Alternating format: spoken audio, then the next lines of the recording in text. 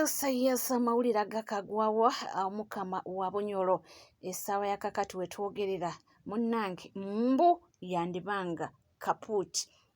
era ojja kubanga ogafuna addusiddwa naye nga si birungi nja kubanga nga kulaga mu maaso awo ate munnange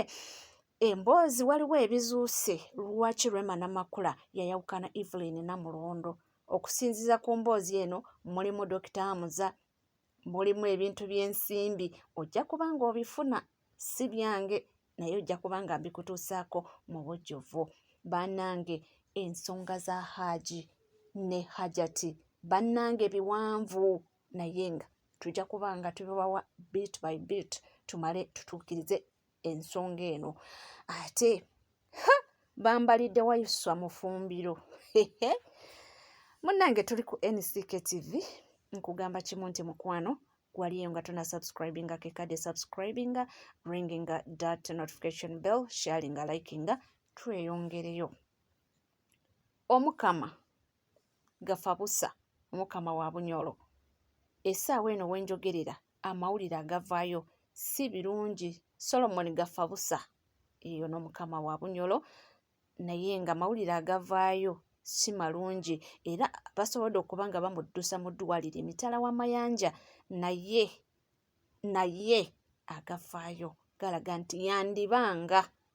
yandibanga mbu Kaweddemu dda kansooke nkulageko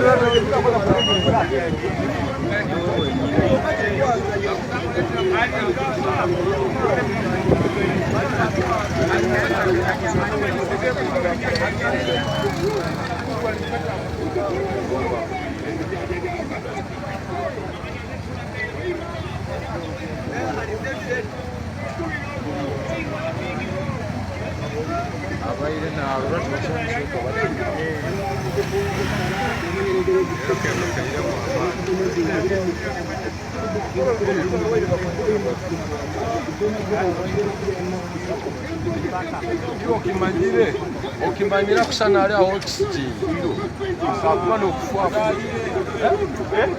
asakuba n'okufa afuire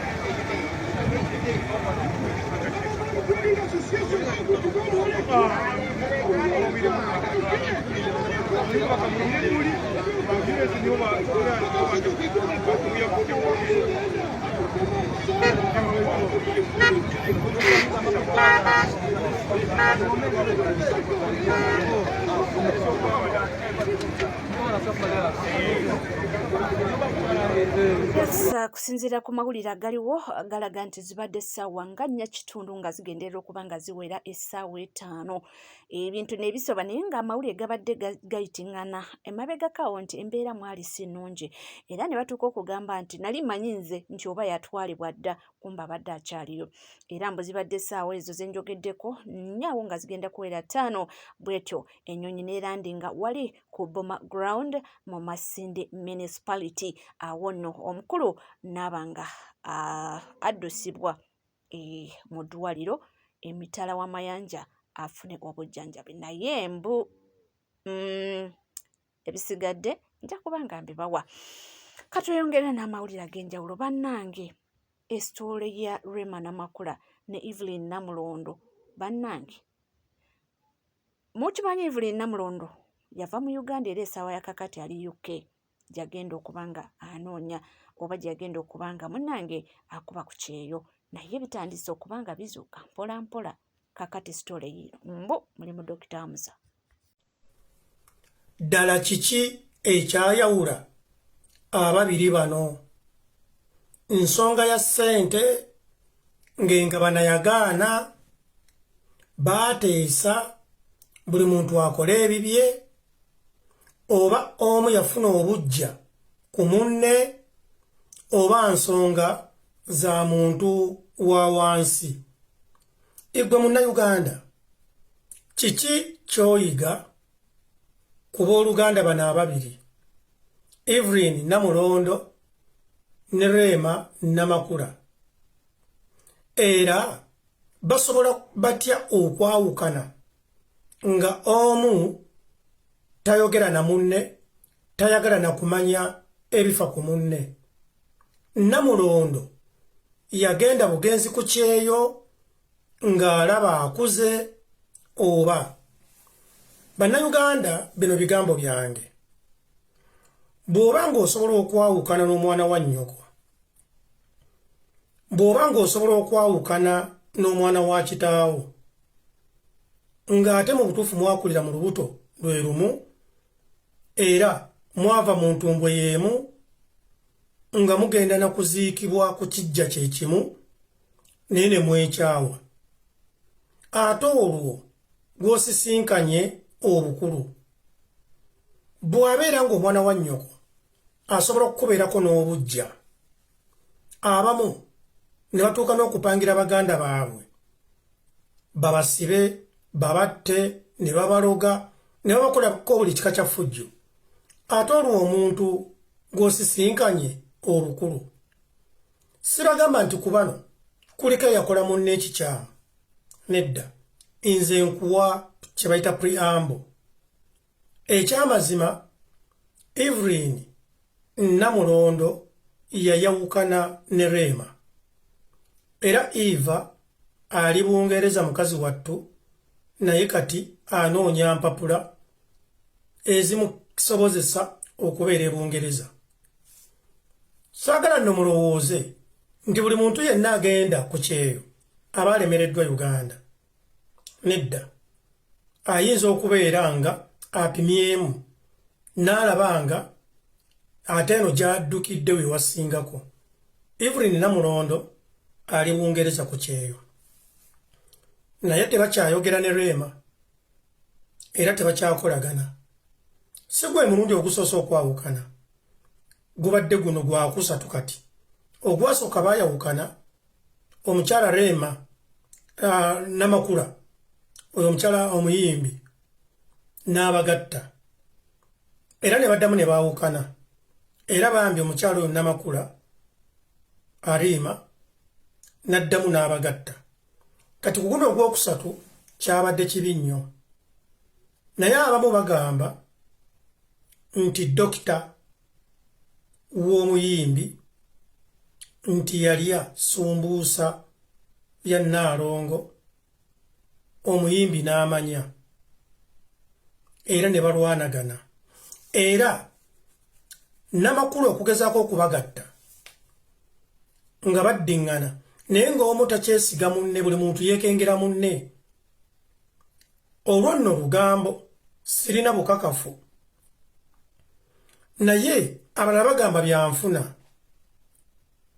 Ebbanga Namulondo lyabadde ne Rema, ye talina kyalaga. Rema buli lunaku yeeyongera kukulaakulana. Ate ekirala, Namulondo talina maka,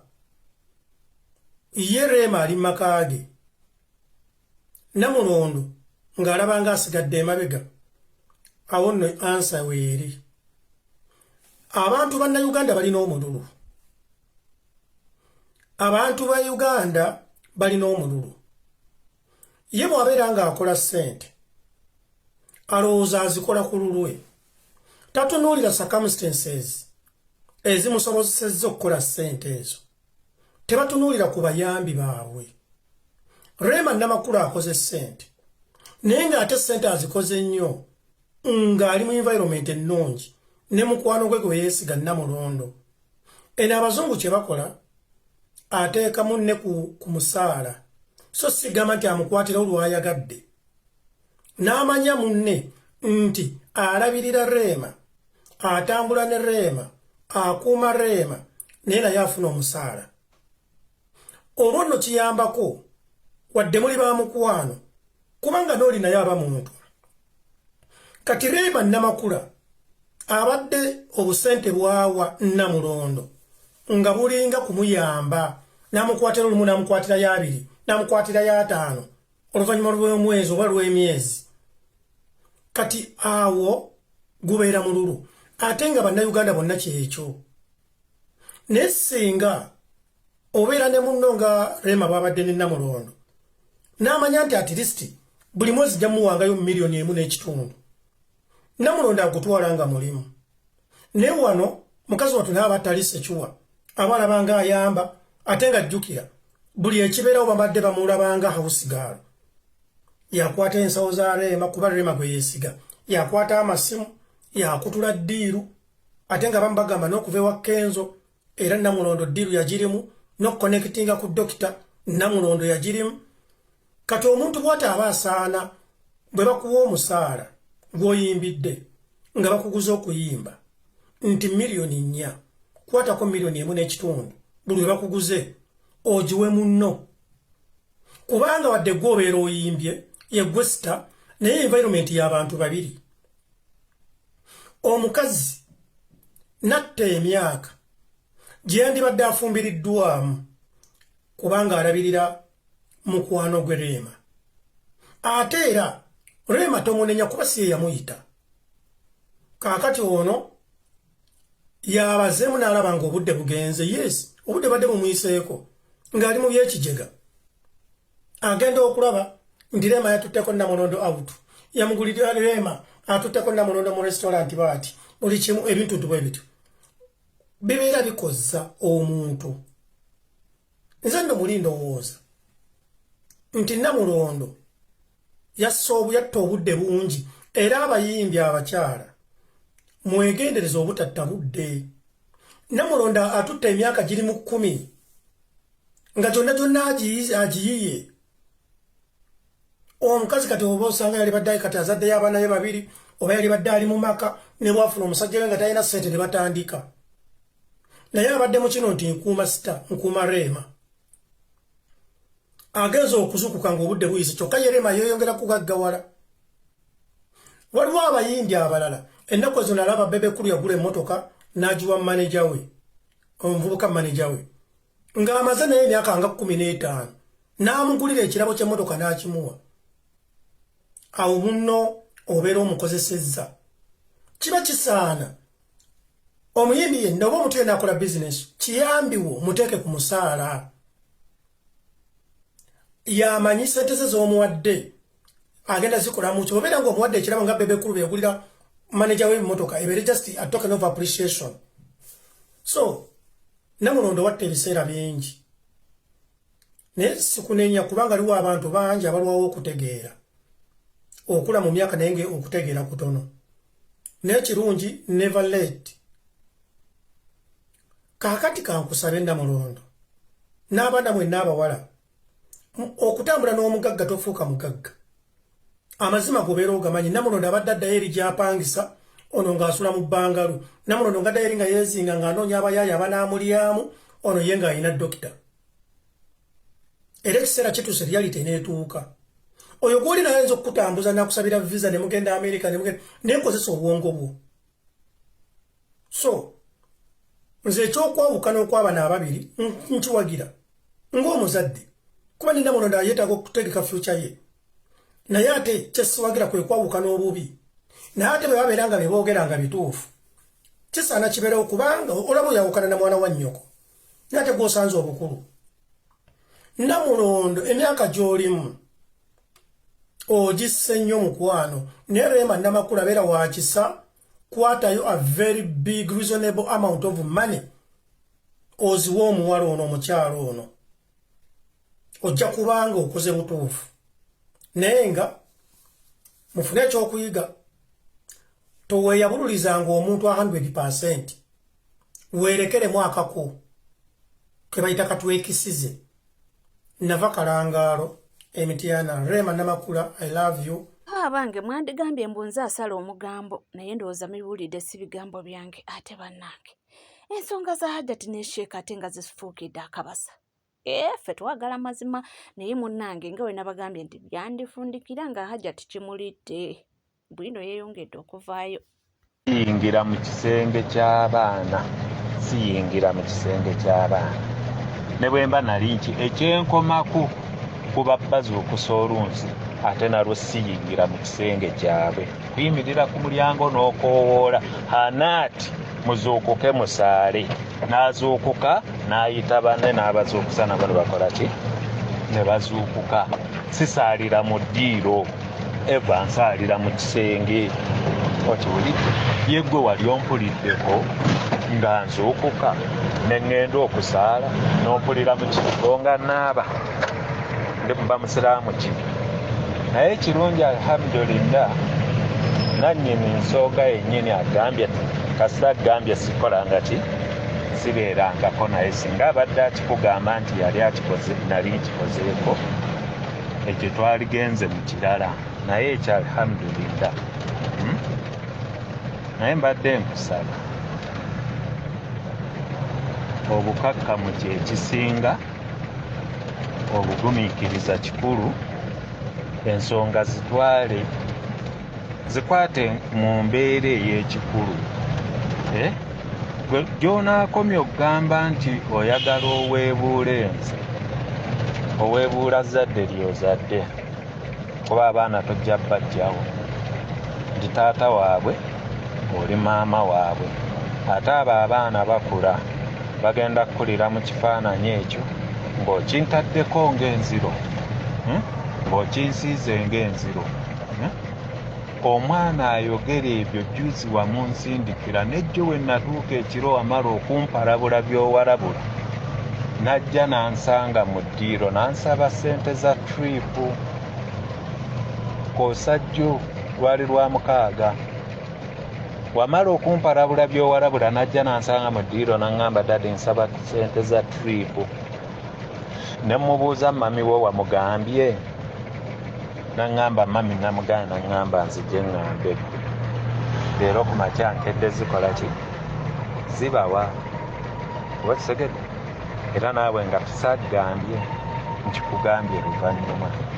naye ku mbeera bwe mba nga ntambudde n'abaana bo mu mbeera bwetyo okuva gye bavudde mu buto nga we batuuse ekyo kyekirabo kyolaba kye nina okunsasula mungu bw'aba bw'atyo yakiwandiika n'ebyasooka nabiyitamu ne bigguka nakyo kijja kuggwa ekitegeera mukwano naye nze nadde nkusaba kwata ensonga ng'omuntu omukulu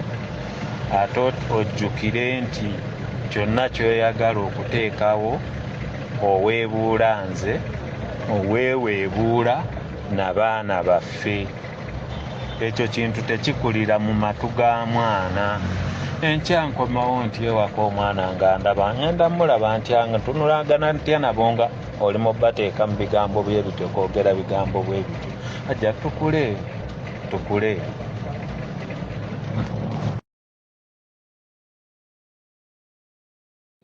Okay, assalamu alaikum wa rahmatullahi wa barakatuh. Shame manja lyerinnya lyange aneddira mutima omuyanja njagala ddala okusookera ddala okwebaza aba sponsors. Owaayi bwe bityo munnange ate tulina n'obujulizi obulala Hajjat ng'agezaako okukozesa eba bloggers bakube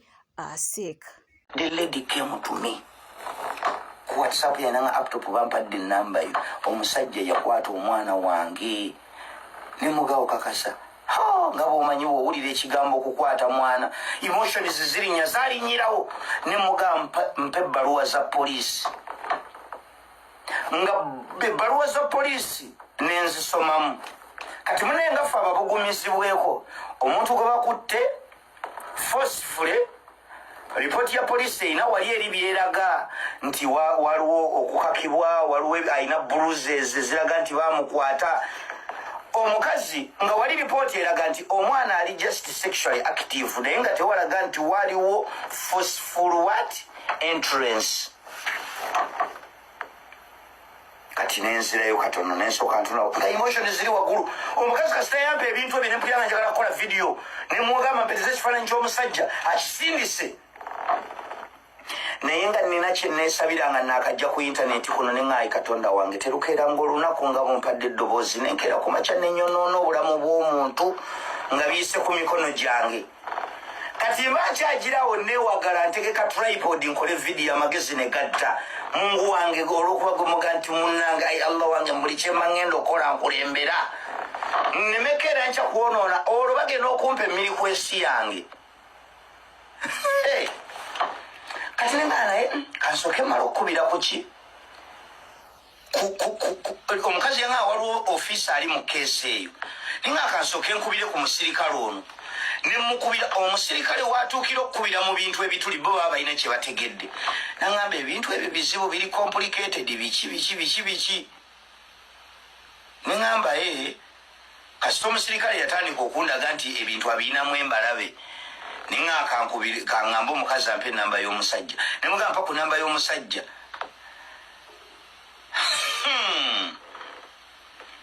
omukazi nampa enamba y'omusajja nenkubira omusajja bannaye omusajja namusanga mu muddu nga yekyawakyawadda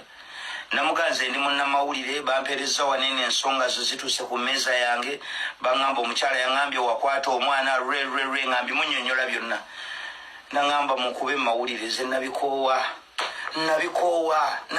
abakazi bambula akamayirire omukazi oyambula akamayirize nalowooza bwavu bwe bumusumbuwa nemuwa kino mwagalidde abaana bonze mbaweerera musasulidde ennyumba mwasula biki omusajja naŋŋamba nkooye oba mukola ki mukikole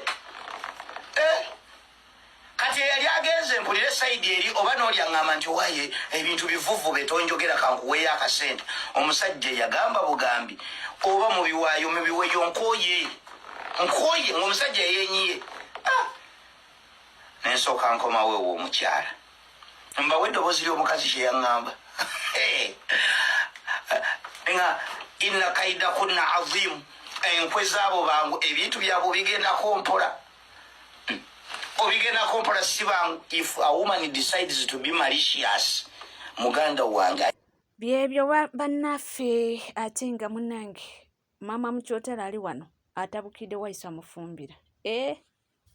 ojja kuza mnogera kwesima kubanga ovuma nnyo mpuuga ogende ku TV ovuma empuuga ogende owane oyo omwana w'ekisinde yani oyo nvuka w'emagere oyo gwe muwaana yani mumwita principal nana erinnya lye nekosonera mu parliament like for 2 years oyo nvuka akuli ekisinde mbogogera omuwane ogende ovuma empuuga muteeka wali mbogende kampi kubanga weesimbyewo kiwesima mu kifo kya Bashir yakola kibiki tewali Bashir kibi kye yakola okuba nokyakyali mu bintu bya Nuupu mugamba nti mulwanisa nguzi bawa MPs bonna abeesimba buli omu miliyoni 2 bagule emmotoka beyozeeko enfuufu aba Nuupu ne mutandika okusaba abantu ba Nuupu buli omu miliyoni kusimanyi bw'oba toli mukwano gw'oyo omwana w'ekisinde miliyoni oba 15 bw'oba oli mukwano gwe miliyoni 10 Bashir bagana okuwaayo ssente ne mutandika okukola ki okubasosola nenga sente zaali zigenda kukola ki ezo zimali musaba lwaki kyemwazigana mugana ssente nnyinyi ezibadde ba MP zikolemu amalwaliro zizimbe enguudo naye nammwe baba MP miliyoni 2 nammwe mwayi mwagalako katakisi kammwe omugabo gwammwe miliyoni 15 ku miliyoni 10 era muna abantu bamwe bazoe kwanga bakyayagala ebifo okubeera mu parliament ne kati gwe mufumbira wannaleero tolowooza you've been a political figure for very many years bagenda kukuba akalulu ekawempe otya ensi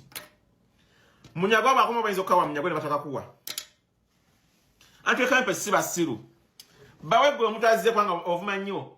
kwanga muvuma 7 temusobola kwoga ku nsonga zuma bannayuganda muli okuvuma buvumi sanyi empoga infinite gwe infinite times 10 you've been a political failure for very many years nawe jo yasama mwega kwesimba kawempe mwoza abantu bekawempe basiru mbu tebategeera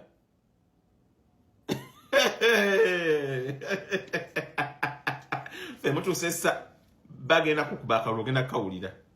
siga kulya sente za bale okwantu muli so greedy sigala kulya sente za Nuupu sente zofuna zikumala mu Nuupu bwa lances bamufuna abo osimanyi ona license ne mugabana ezo zikumala ba MP mbasaba miliyoni obemwemu buli musaya gwe bafuna sente ezo ziba mala muli gabana ezo Sente ziba mu government ngamu abakyasinze abantu abangi mu opposition ziba mala ziba mala ezo sente n'okumwasa zokufuna sente okuva mu government pamusinga mwabasinga abantu mu parliament of opposition ziba mala omululu gwaki ate abantu bannopo musobola oteeseza eggwanga nga temuvumye muntu tozana ogafuna obwagizi muno kwanga ogenda nkera kumati ovuma empuuga ovuma nedda you can be articulate ngogera ensonga ezirimira ddala abantu atumakuwa akawulo mukoma kubyoga temubikola politics watch bakoma kubyoga tebabikola Trump yabuuza Harris nti ebyo birungi byogera ebirungi ennyo byogamba byogenda okukolera abantu abakolozi kwa president emyaka gyomaze mu White House myaka 3 n'ekitundu nga bade tobikola nga temubikoze tiena abafuzi bebamu buli wamu bebamu buli wamu bwe bajja boogera birungi beri but they don't do even 1% of beba boogedde 1% beba boogedde they cannot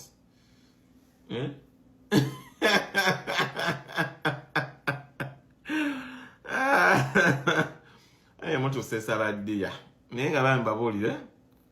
You can do better than being so greedy and what is it called? Mad. You're mad. You're kumpuga like yakola chimukazi wo bawo. Nti yakucha ila chiyakutwa yambo yaganyo Uganda singa bo. Abaffe tuli ku NCK TV byonna byewulira si bigambo byaffe ife tuliwo kubanga tuba kutuusaako endowooza z'abantu era nga gwe kiri gy'oli okuwuliriza no analyzinga n'omanya ekituufu kye kiriwa musigale naffe tukomawo.